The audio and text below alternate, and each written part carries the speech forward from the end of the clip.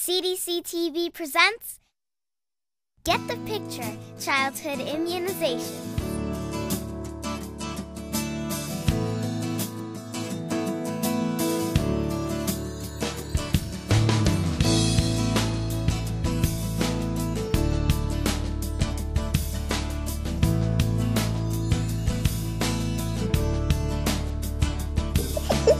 Like you, I'm a parent. Like you, keeping my child safe is my #1 priority. I'm in a mom's morning out group, and we had all sorts of questions regarding vaccines. I decided the next time our mom's morning out group met, I would invite a pediatrician who's a friend of a friend. Ladies, this is Jeannie Santoli from the CDC. She came to answer some of our tough questions about vaccines. Jeannie, thank you so much for coming. Well, thank you very much for asking me. I really enjoy talking with people about immunizations. I'm also a mom and a pediatrician, so this is a great opportunity, and I appreciate coming. Did you vaccinate your own children? I did. I have 2, and they're both fully vaccinated. So what's Anna up to nowadays? I just took her to get her 9-month-old shots. We were a couple of weeks late. And, you know, okay. I know, but it's so hard. I took her in. But, you know, I was watching something on TV about, somebody was talking about how vaccines cause autism. I mean, do vaccines really cause autism? Well, you know, autism is a very serious disease. It's heart-wrenching for families, and I think one problem is that we don't know very much about the causes of autism. There have been a number of studies that have looked at the link between autism and vaccines, either the measles, mumps, rubella vaccine or thimerosal, that's a preservative that was in a number of childhood vaccines up to 2002. And in fact, those studies don't show any link between vaccines and autism. You know, I feel like, especially maybe it's because I have 3 kids, but I feel like I'm always going to the doctor to get shots. And so sometimes I just worry that we're getting too many shots. Is that really a concern? Is that a problem? You know, it's an important question because now we have probably about twice as many vaccines to protect children as we did, say, 20 years ago. So even though children do get vaccines against about 14 different diseases now when they're quite young, that's not more than the body can handle. A child puts a toy in their mouth or crawls on the floor, and their immune system sees those germs, recognizes them, and teaches the body how to protect itself against them. Vaccines work in that way, and they help children's bodies recognize germs that can cause very serious diseases. I have another question that's sort of related.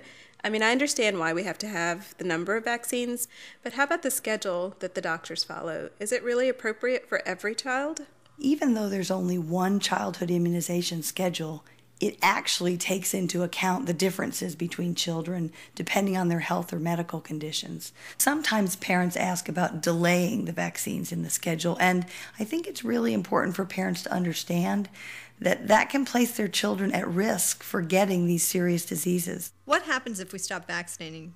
Do these diseases really come back? The diseases absolutely will come back if we stop vaccinating. We've seen that over the past couple of years with outbreaks of mumps and measles. There was a story of a little girl who was from Indiana. She and her family went and traveled to another country. She wasn't vaccinated. She came back with measles to the United States. And because of her, she was in contact with more than 30 people who developed measles.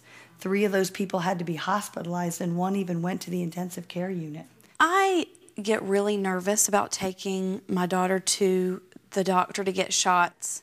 Is there something that I can do to comfort her while, you know, she's getting her shots? Well, I mean, it is hard to take your baby for shots. I know I feel that way when I take my little ones for shots, but you can hold them and cuddle them while they're getting the vaccine, and then you can hold them tightly afterwards. And actually what I found was that nursing the baby right afterwards often makes them feel comforted pretty quickly.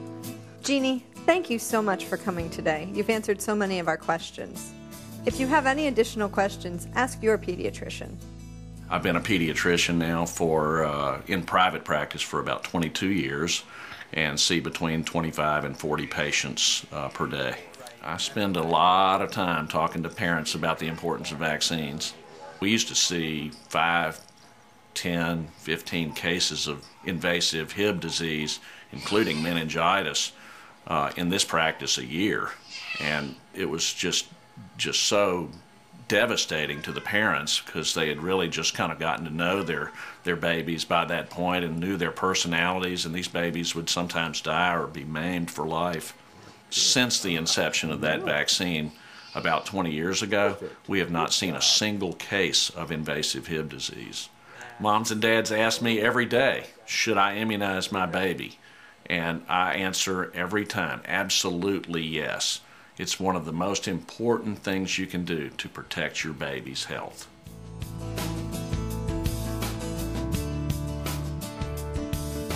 A message from the U.S. Department of Health and Human Services.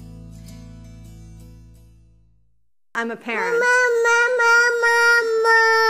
Like you, I'm a parent. Like you. Okay. What? There's your baby. Do you want your baby? Oh. Keeping my child safe is my #1 priority.